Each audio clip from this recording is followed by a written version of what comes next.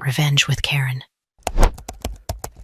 The moment I knew something was crooked wasn't when I spotted the overlapping vendor IDs or the bogus signatures, though trust me, those were rotten enough to gag a raccoon. It was when Connor, our slick-haired middle manager with the personality of unsalted tofu, handed me a new vendor contract for a priority logistics partner, and I recognized the address. Not from any database.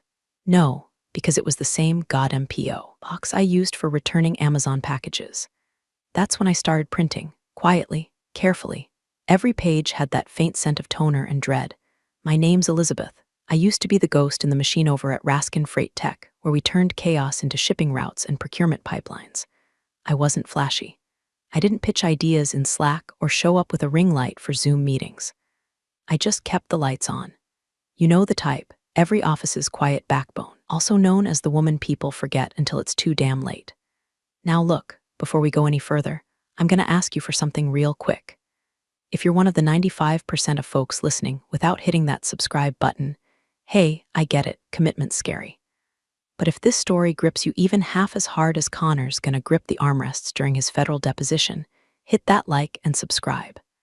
Seriously, it motivates the team, and frankly, I've got more tea than HR's passive-aggressive wellness initiatives. Anyway, back to the regularly scheduled dysfunction. On paper, I worked in operations oversight.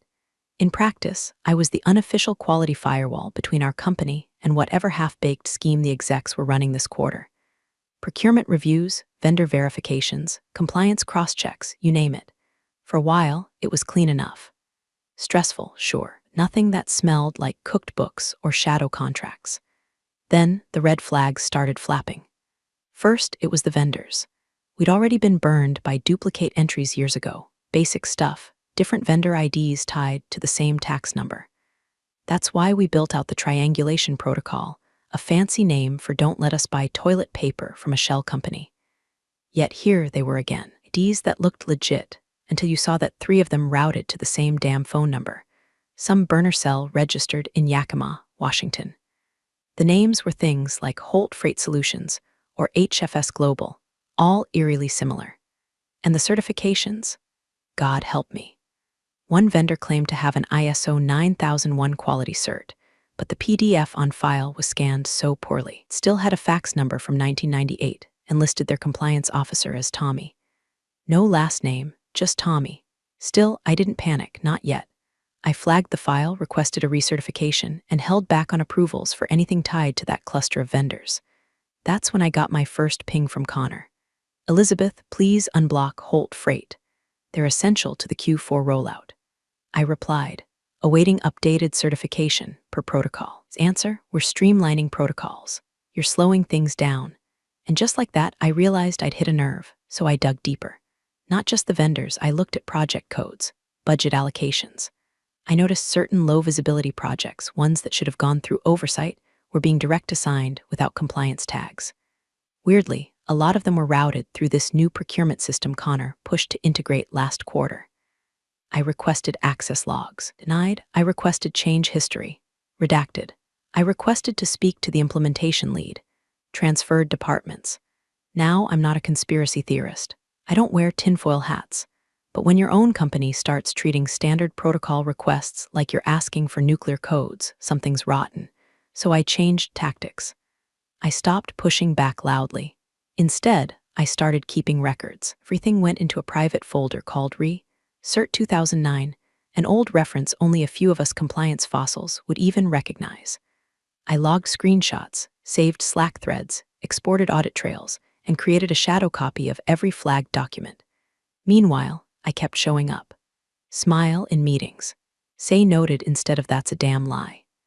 Nod when Connor claimed the Holt contracts were legacy pipeline partnerships. Dumb when finance asked if I'd approved a $340K payout to LF Solutions, even though no such vendor existed last fiscal year.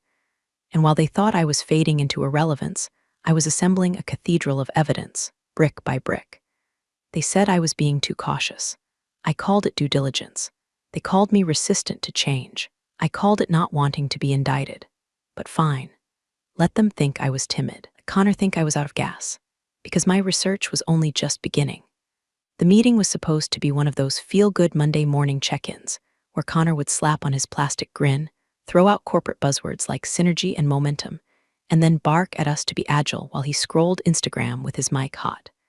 But this time, his voice had a sharpness to it. That paper-thin charm snapped like a rubber band around a water heater. "Before we move on," he said, eyes darting across the Zoom grid, "Elizabeth, can you explain why you've blocked 3 vendor authorizations this week alone?" These were easy wins. Low risk. Time-sensitive.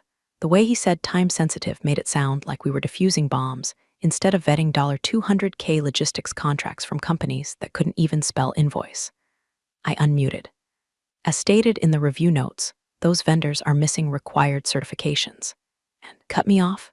You're not here to play detective, Elizabeth. Silence. A few awkward coughs from the peanut gallery, one from Becky and AP, who always wore cardigans like armor. "You're here to execute," he said, dragging the word out like I was a broken printer. "Not stall us with research projects." I said nothing. Just muted myself, turned off my camera, and stared at the cursor blinking in the corner of my desktop like it was daring me to blink first. Later that day, I renamed my folder. Recert 2009 became Cassandra. You know, the Greek tragedy, woman blessed with foresight, cursed never to be believed. I stopped submitting internal flags after that. No more email threads with compliance. No more Slack nudges. I wasn't wasting my breath shouting into an echo chamber built out of fraud and frat boy egos. Instead, I started archiving. Quietly. Obsessively. Every approval request Connor greenlit without oversight. Saved. Every vendor with a LinkedIn page, last updated in 2015. Logged. Every invoice that rounded up to the nearest 1,000 like it was tipping a stripper. Filed.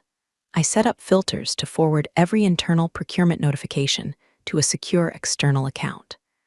My own digital fallout shelter. Then I went for the crown jewels. The internal change logs from the procurement software upgrade Connor pushed 6 months back. A rushed integration, no beta testing, just flip the switch and hope nothing explodes. I remembered how proud he looked when he told the team, "Now we can auto-approve low-tier vendors without bottlenecks." What he didn't realize was that the approval thresholds he set up had 0 audit trails. Once a vendor was tagged priority, the system skipped certification checks altogether. And guess who had been given full authority to assign that label? Connor. Just Connor. Now here's the kicker. Half of those vendors had matching bank routing numbers. You don't need a PhD in fraud detection to know that's not a coincidence. But I wasn't ready to drop the hammer. Not yet. I needed a smoking gun, so I reached out to an old friend. Julia used to work in vendor risk before the last round of layoffs. She answered on the second ring, still bitter, still sharp. "You're calling me about Holt Freight, aren't you?" she said before I even said hello. Bingo, we talked for an hour. She had screenshots, too. She'd flagged Holt before she was let go, said they'd submitted doctored documentation, and Connor brushed it off. She even CC'd compliance, and magically, her access was revoked the next day. Now I had patterns. Not just missing info, retaliation, suppression. I stared at the names on the contracts. Connor's signature was everywhere. And just like that, the project stopped being about protecting my job. It became about protecting anyone else from being bulldozed the way Julia was, the way I was, the way the truth was. You want me to just execute, Connor? Okay, let me show you how surgical I can be. I stopped clapping on Zoom. That's when people noticed something was off. You know those awkward little team calls where someone lands a $50K vendor deal and Connor makes us pretend it's the Super Bowl? "Great hustle, Blake." He'd shout, like Blake hadn't just fast-tracked a contract that smelled like tax fraud and expired printer ink. Everyone would force a laugh. And I'd sit there, camera on, face blank, sipping gas station tea out of a mug that said "World's Okayest Employee." I didn't nod. I didn't smile. I just watched. Connor didn't confront me directly after that, not at first. He liked to weaponize meetings, perform dominance like it was performance art. But I saw the emails. "Just checking in, are you still feeling engaged? Heard from Becky that you seemed quiet. Noticing a drop in team spirit. Maybe we should revisit your KPIs." What he didn't realize was that every time he typed, I archived. Every time he tried to provoke a reaction, I made another backup.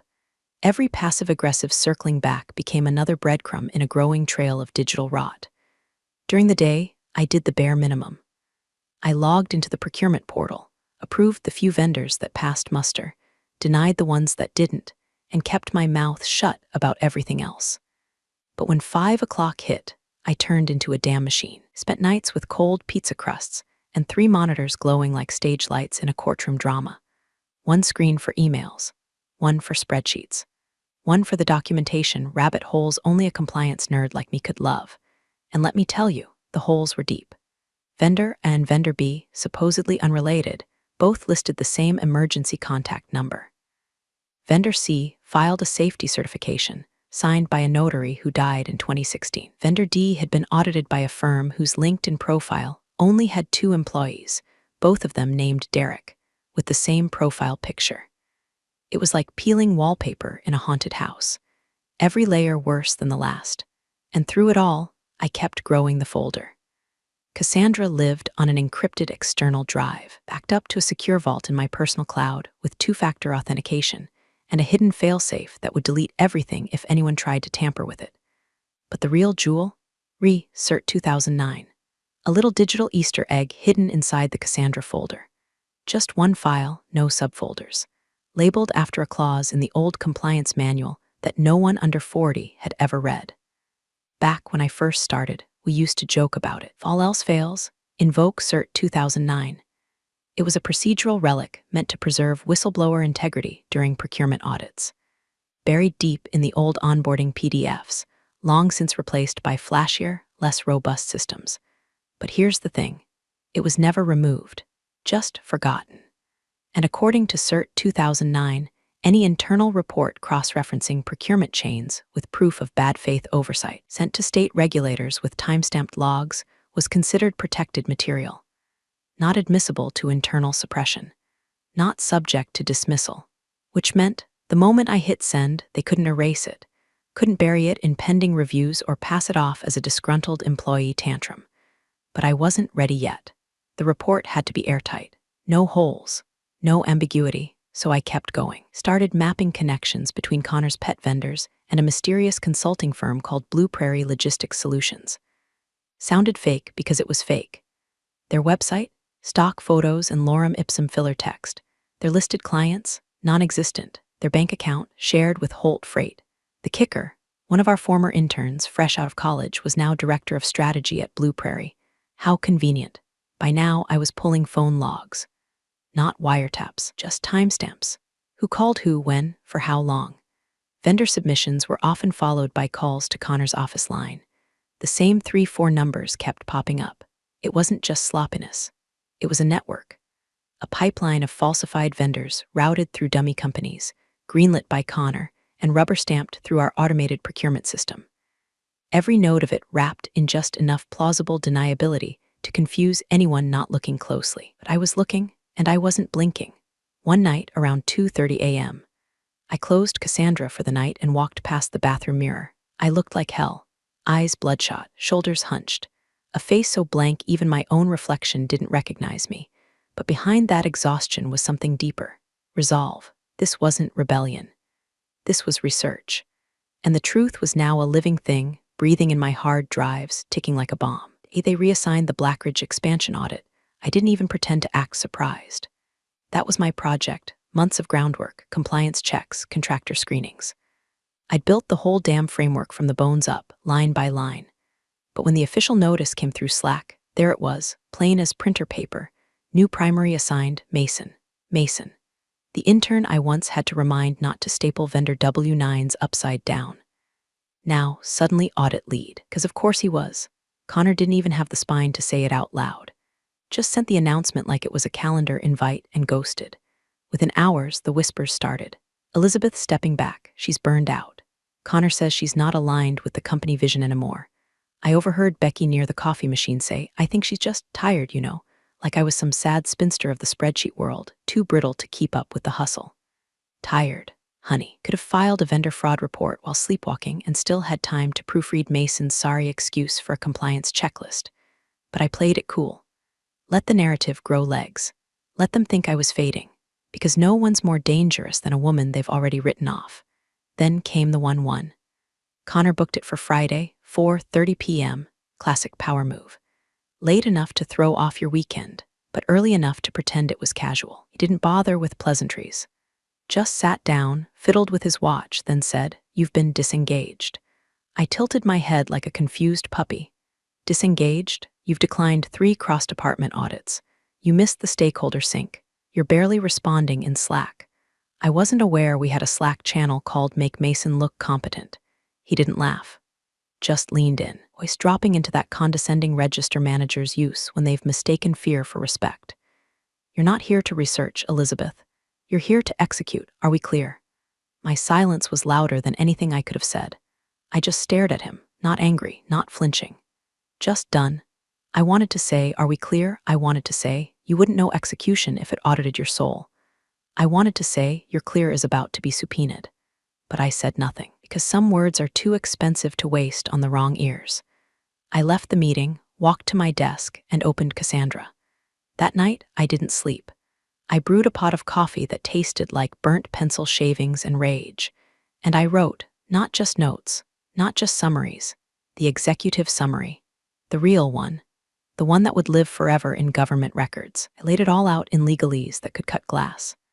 27 flagged vendor accounts with falsified certifications, 14 directly tied to Connor's approval chain, 6 payments routed through Blue Prairie Logistics Solutions, still no verified EIN, 3 whistleblower suppression attempts via access revocation. Every sentence had a receipt. Every claim had a timestamp. Every dotted I carried the weight of 6 sleepless months, included Julia's redacted testimonial. I attached the CERT 2009 clause as an appendix. I even tracked the change logs in the procurement portal showing when oversight safeguards were deprecated without audit committee approval. You want execution, Connor? I just drafted your damn execution plan. At 3:47 a.m., I encrypted the file, sealed it with a digital signature, uploaded it to 2 separate secure portals, one at the State Regulatory Commission, one at the Federal Office for Contractor Compliance. Didn't hit send, not yet, but the hammer was cocked, the room was quiet, and somewhere in that silence I realized something terrifying. I wasn't tired, I was wide awake, and I'd never been clearer. It was raining. Of course it was.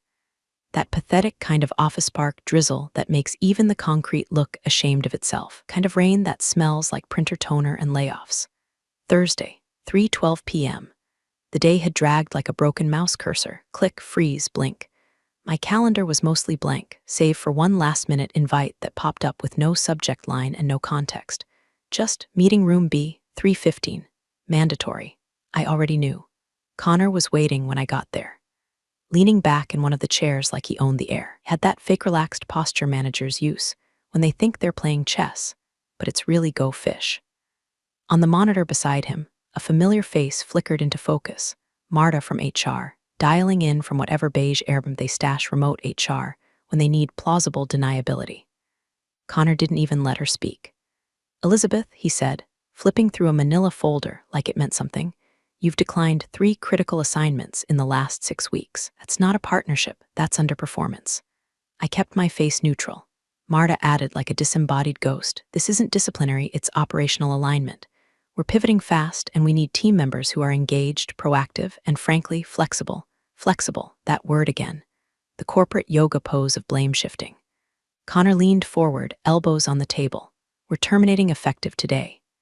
Exit interview waived. Receive a transition packet in your inbox. We expect your handoff notes by end of day. I looked down at the table, then at him, then at the glowing rectangle where Marta blinked like a screensaver, and I said it, soft, clear. My research is important, that was it. No begging, no bargaining. No Hail Mary attempt to preserve some poisoned version of status quo. Just a simple truth, spoken like a woman who's already on the other side of the fire. Connor blinked, was expecting panic, maybe even tears. He wasn't prepared for calm. Marta, flustered, said something about final pay stubs and benefits expiration. I didn't hear a word. I stood, walked out, and packed my things into the cheap cardboard box they give you when your loyalty has expired faster than the office K-cups. I didn't even remove the clip-on badge from my blouse. Let them deactivate it themselves.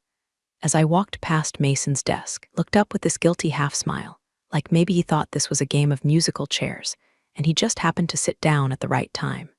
Poor kid. He had no idea the music was about to stop for everyone.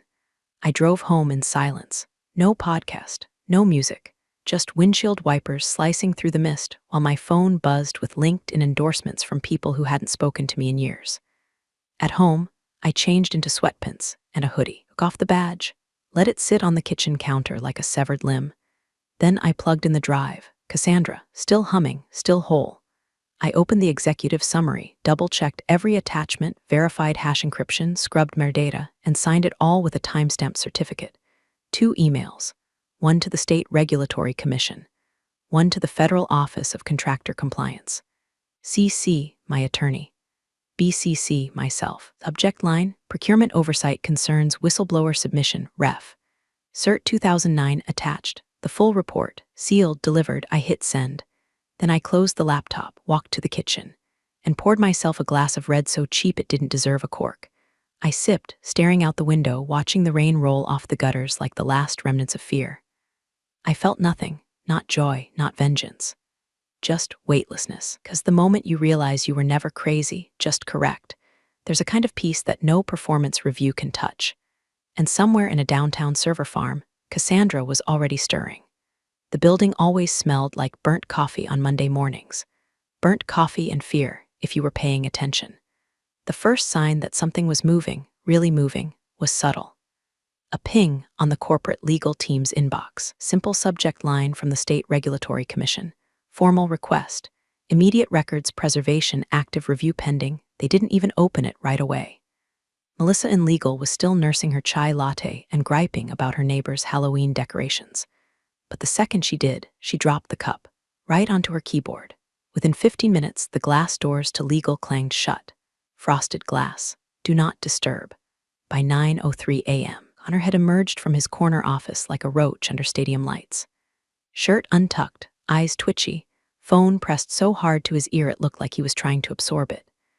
I wasn't there to see it live, but I got the play-by-play from Julia, my old colleague, who still had access to the building's back channels.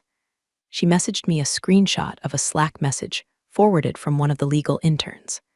Please be advised, there is an external inquiry underway. All procurement and vendor documentation is now under legal hold. Do not delete, modify, or relocate any related files. Connor paced the hallway outside finance for a full 20 minutes, pausing only to whisper shout into his phone like the Bluetooth gods were failing him. Then, the real kicker. By noon, an email went out to the full compliance team.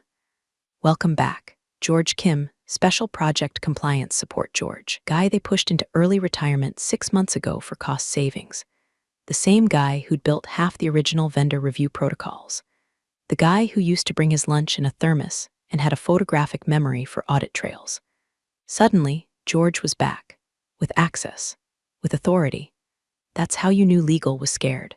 They never brought someone like George back unless the house was already on fire and someone had just locked the doors. I sat on my couch in sweats, coffee in hand, reading Slack screenshots like I was flipping through a tabloid. My inbox stayed quiet, silent as a grave. No one from HR, no one from legal, not even a hope you're doing well from Connor. But my sources were plenty loud. A junior analyst posted in the Hash General Slack channel, anyone know what's going on? Just got blocked from the vendor portal. 30 seconds later, it was deleted. Another post, more subtle, popped up in Hash Finance banter. Feels like someone lit a match under procurement. Did we finally get that anonymous hero whistleblower they warned us about in ethics training? Anonymous hero. God, I wanted to laugh. The ethics training they referenced was a 6-minute slideshow with clip art people holding magnifying glasses. It ended with a quote about doing the right thing, even when it's hard. Most people muted it and let it play in the background while shopping for socks. But somewhere, someone was starting to remember that maybe, just maybe, those empty words had teeth. And Connor, he was unraveling like a knockoff sweater in a laundromat dryer. He'd spent years learning how to weaponize charm, how to smile just enough in performance reviews, shake just the right hands, fake just enough outrage to cover a screw-up. But the thing about charm is it's only effective in the absence of scrutiny. Now scrutiny was flooding in like a busted sump pump. People began asking quiet questions. Wait, who actually approved Blue Prairie's vendor status? Why is there no audit trail for half of Q2's logistics partnerships? Did anyone ever vet the certified subcontractor list that Holt Freight sent in? No answers, only the tightening silence of an organization realizing they've been operating with one eye shut and both hands in someone else's pocket. I refreshed my inbox once, twice, still nothing. That's when I smiled, not big, not smug, just full, because silence wasn't indifference anymore. Silence was fear, and fear meant the trap had worked. They didn't know who I was, not yet, but they knew someone had seen too much. They were about to find out just how much seeing could cost. The subpoena landed like a brick through a stained glass window. Tuesday, 9:41 a.m. Eastern. It wasn't sent discreetly. It wasn't phrased politely. It was a full-on demand from the State Regulatory Commission, CCing Legal, Executive Ops, and the Federal Office of Contractor Compliance. Subject: immediate production of vendor approval documentation, active whistleblower investigation underway. Not a request, not a heads-up. A legally enforceable summons for every last breadcrumb they'd tried so hard to hide. Within 20 minutes, the fire alarms might as well have gone off in finance. Every inbox in procurement lit up like a Christmas tree at DEFCON 2. One of my old contacts, a spreadsheet jockey in finance named Tarek, messaged me from his personal Gmail. "Yo, did you do this? There are 5 auditors in the war room, and one of them asked for Connor's signature log like he already knew it'd be on everything shady. I'm not even mad. Just damn. The Shell LLCs were the first to fall." Finance discovered that over the last fiscal year, more than $1.4 million had been funneled to vendors that listed fake office suites, disconnected phone numbers, tax IDs tied to out-of-state holding companies.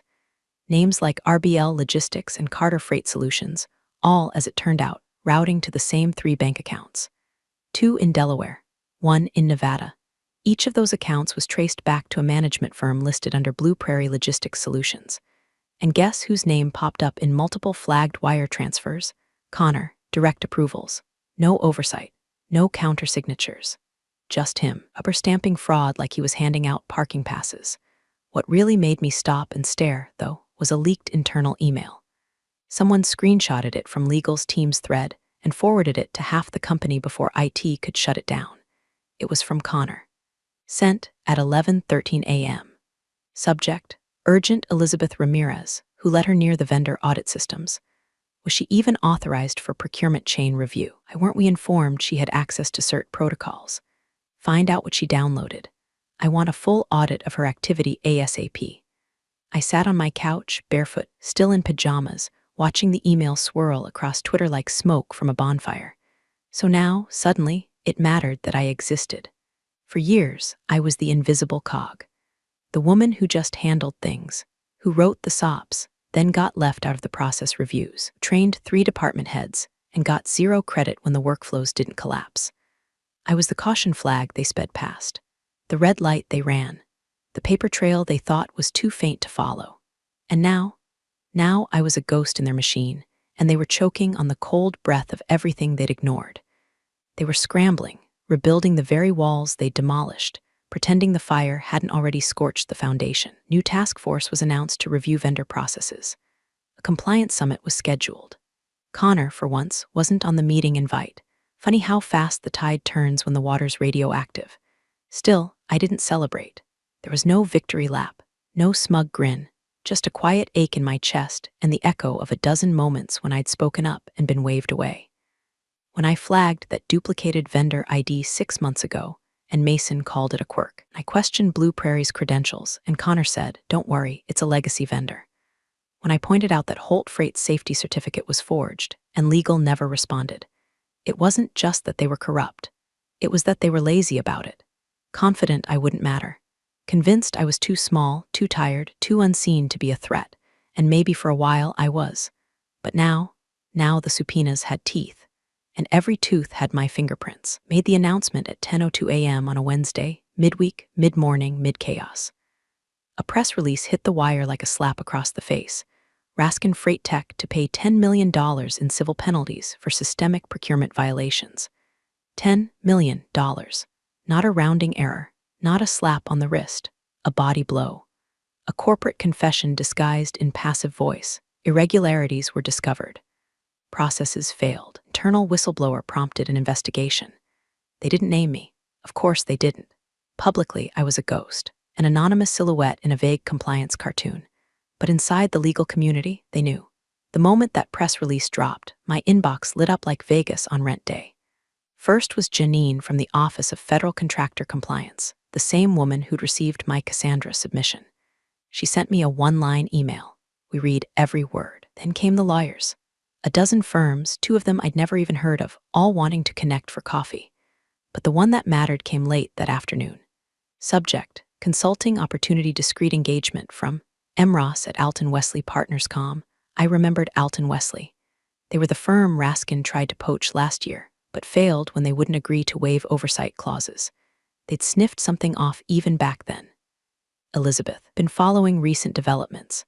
If you're open to project-based consulting, we'd be glad to discuss.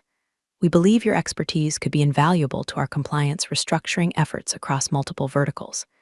6-figure retainer, remote optional, discretion guaranteed. I read it twice. Then again, 6 figures. From the people who once turned down Raskin's partnership.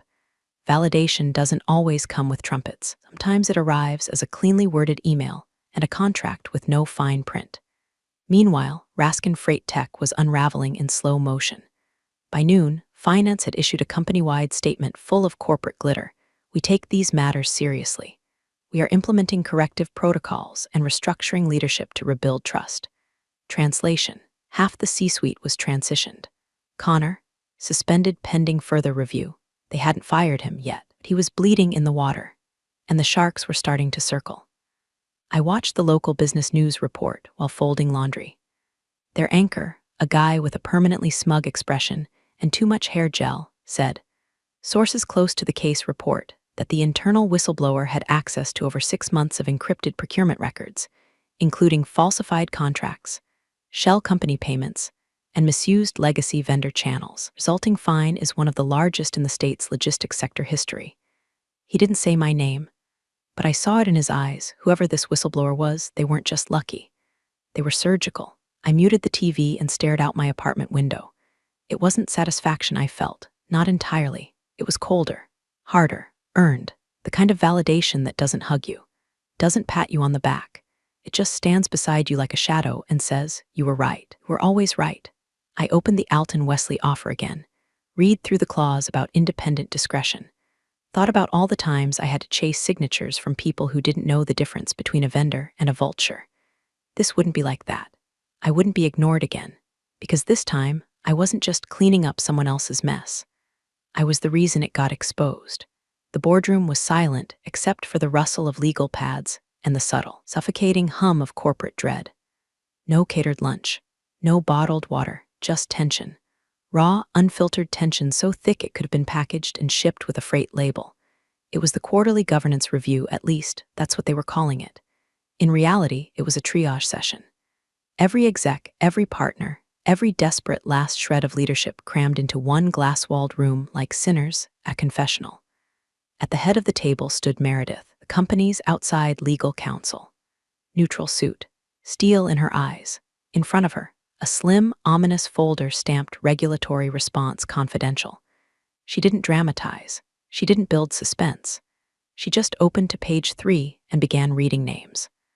Connor R. Middleton, former Director of Operations Approval Chain, is cited by name in 17 separate instances of oversight failure, 7 involving direct vendor approval without compliance documentation, 4 involving known shell entities, and 3, she paused, 3 involving willful circumvention of internal review systems previously safeguarded under Compliance Protocol CERT 2009. There it was. My name wasn't said, but it echoed anyway. A board member, mid-60s, with gray eyebrows like collapsing tents, into the man beside him and muttered just loud enough to be heard. Didn't he fire her? From across the room, legal replied without missing a beat. Yes, 48 hours before we got hit. A few heads dropped. One woman swore under her breath. Another shook her head in slow, nauseated disbelief. Connor, absent from the room but present in every line of the report, was no longer a rising star. He was radioactive, and they knew. Senior VP of Finance leaned forward, voice low and hollow. What kind of research takes someone down like that? No one answered, because they all knew the answer. Across town, the rain had started again. That soft, insistent drizzle that makes everything feel heavier than it should. I sat on my couch, laptop closed, tea steeping beside me. My inbox had a new contract from Alton Wesley, fully executed. First payment processed. NDA signed. On the wall in front of me, hung in a matte black frame, was a single printed page. No photos, no title, just a dense block of text. Procurement Compliance Code Certification Clause 2009, the clause they forgot. The one I didn't. I took a sip of my tea. It was still hot. Still bitter. But this time, it tasted like justice. Appreciate you sticking around, you wise old rebels. Smash that subscribe button, or this fossil might just cause another epic fiasco.